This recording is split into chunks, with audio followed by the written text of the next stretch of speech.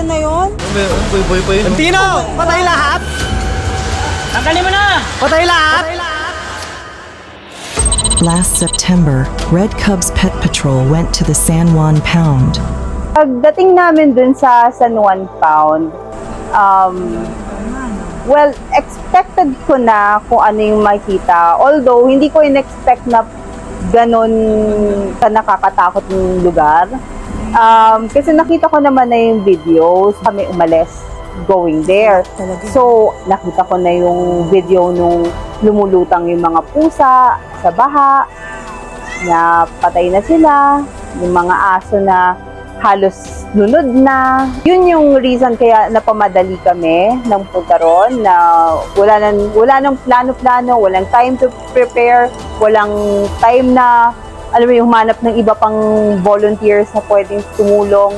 So, ang kasama ko nun is Red Cubs Pet Patrol, and then kami sa Humane Philippines, and then may mga volunteer na animal welfare advocates na nakakatuwa nga kasi baha nun, wala kami madaanan, pero ginawan lang nila ng paraan din, katulad namin, na makarating yung San Juan. So, ang naging action ng local government, kung inayos ba nila yung pound or what, I have no idea. Kasi may mga reports pa rin akong nakukuha up to now, na nanguhuli na naman sila, andun pa rin sa same spot yung pound.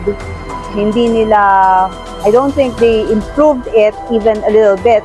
Kasi, to be honest, even without the incident ng pagbaha at pagtalunod ng mga impounded animals doon, yung pound na yon is not a proper pound. Kung makikita niyo siya from inside the pound or from yung building sa tabi ng pound where yung mga residents na nagligtas ng mga hayop nung hapon are living, or I think wala na sila doon, pero doon sila nakatira, kaya nila nakita yung mga nangyayari sa loob ng pound.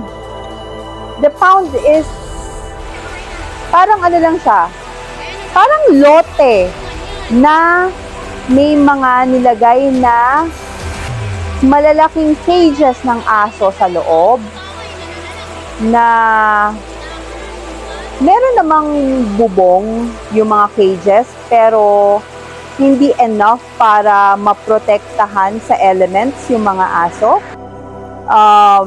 Pag umuulan doon, panigurado basa yung mga aso. Pag maaraw doon, panigurado, hirap na hirap yung mga aso humanap ng masisilungan. Dahil yung direksyon ng araw, syempre, hindi naman covered yung pound, yung mga cages lang nila may bubong.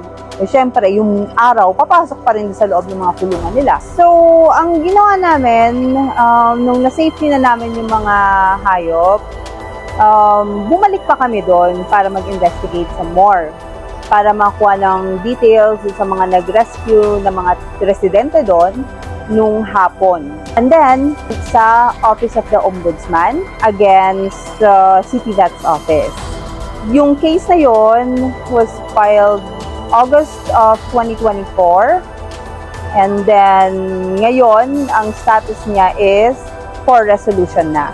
So inaantay na lang namin.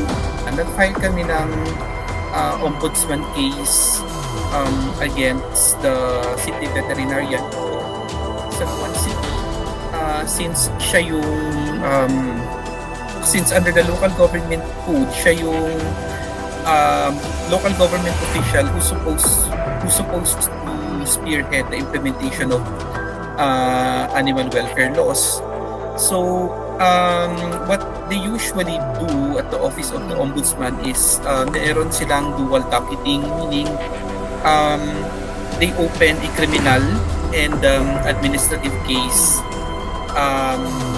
at the same time. Regards the criminal case, so far we haven't heard back from the Office of the Ombudsman, but with regard to the admin case, nag-require na yung Office of the Ombudsman to submit a position paper, and we have done so. And usually kasi kapag position paper na, it's already at the resolution stage. So right now, inaantay na lang namin yung decision ng Office of the Ombudsman Dito na yung critical as regards sa the lang sa- administrative aspect of the case.